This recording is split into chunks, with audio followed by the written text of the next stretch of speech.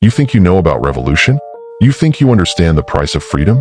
For the next 7 minutes, we're diving into the chaotic, bloody, and world-changing story of the French Revolution. This is the event that redrew the map of power forever. Stick around until the end to witness the single most shocking moment that defined this era of terror. And before we start, if you're ready for more untold stories, hit like, subscribe, and ring the bell. France, 1789. The air is thick with powder and perfume. King Louis XVI and his queen, Marie Antoinette, live in unimaginable luxury at the Palace of Versailles. But outside the palace walls, France is bankrupt. The people are starving, crushed by taxes, while the clergy and nobility pay nothing.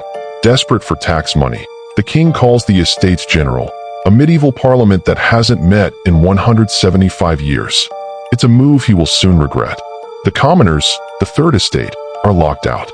So, they break into a nearby indoor tennis court. They take the tennis court oath, vowing not to disband until they have written a new constitution for France. The revolution has officially begun. The king panics. He surrounds Paris with soldiers, firing the popular minister who sided with the people. The spark is lit. On July 14, 1789, an angry mob storms the Hôtel des Invalides, seizing thousands of muskets. But they need gunpowder.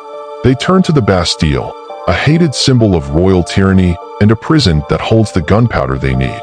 After a bloody battle, the fortress falls. The governor is executed, and his head is paraded on a pike. The king's power is broken. The revolution spreads to the countryside in the great fear. Peasants rise up, burning the homes of their lords. The new National Assembly abolishes feudalism and issues the Declaration of the Rights of Man, declaring liberty, equality, and property as natural rights. 2 years later, in 1791, the terrified royal family attempts to flee to Austria. They are caught at Varennes and dragged back to Paris as prisoners. The monarchs of Europe are horrified. Austria and Prussia threaten to destroy Paris if the royal family is harmed. This backfires spectacularly. Enraged Parisians and the radical Jacobins storm the Tuileries Palace where the king is held. The monarchy is officially abolished. France is now a republic. But one question remains: what to do with the king? Louis XVI is put on trial for treason. The verdict is inevitable. On January 21, 1793, King Louis XVI is executed by guillotine. The unthinkable has happened. A king is killed by his own people. The execution unites all of Europe against France. The new republic is surrounded by enemies, both foreign and domestic. To save the revolution, the radical Jacobins create the Committee of Public Safety, led by the incorruptible and ruthless Maximilien Robespierre. They institute the levée en masse, the first ever universal draft. An entire nation is mobilized for war. Then comes the law of suspects. Anyone accused of being an enemy of the revolution can be arrested. No proof needed. This marks the beginning of the Reign of Terror. The guillotine becomes a permanent fixture in Paris. On October 16, 1793, Marie Antoinette follows her husband to the guillotine. The revolution begins to devour its own. Rival factions, like the Girondins, are executed. In the Vendée region, a royalist uprising is drowned in blood, with tens of thousands massacred. Even God is not safe. The government de-Christianizes France, closing churches and creating a new cult of reason. Robespierre, now the most powerful man in France, declares that the terror must continue until virtue reigns supreme. His former allies, like the popular Georges Danton, are appalled. Danton is accused of being too moderate. Danton is guillotined. On the way to the scaffold, he warns, "Robespierre, you will follow me." In the National Convention, fear is everywhere. Every deputy wonders, am I next? They decide the only way to save their own necks is to destroy Robespierre first. On July 27, 1794, 9 Thermidor, Robespierre takes the podium to name more traitors. But this time, the assembly turns on him. They scream, "Down with the tyrant!" Robespierre is arrested, along with his closest supporters.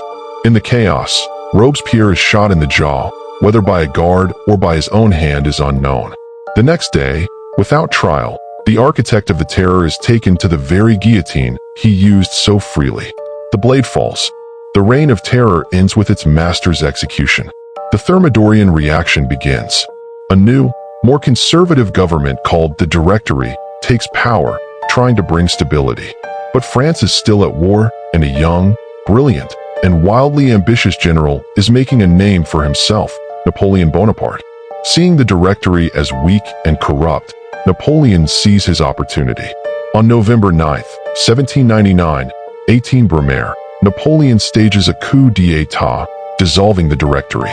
He establishes a new government with himself as absolute ruler. The revolution, which began for liberty and equality, ends with a military dictator. In just one decade, France cycled through absolute monarchy, constitutional monarchy, republic, terror, and finally, military dictatorship. Yet, the revolution's ideals, liberty, equality, fraternity, echoed around the world, inspiring generations to come. It showed the world that the people could overthrow a king, but it also showed the terrifying fragility of democracy. The French Revolution created the modern nation-state and introduced the concept of total war. It was a brutal, messy, and chaotic birth, a decade that proved the quest for utopia can sometimes lead straight to hell. So, was it worth it? The blood, the chaos, the terror? Let us know your thoughts in the comments below. If you were captivated by this whirlwind of history, imagine what other stories are waiting. We untangle the past so you can understand the present. Your support helps us bring these stories to life. So please, show some love, like this video, share it with a friend who loves history, and subscribe to History Clarity. Until next time.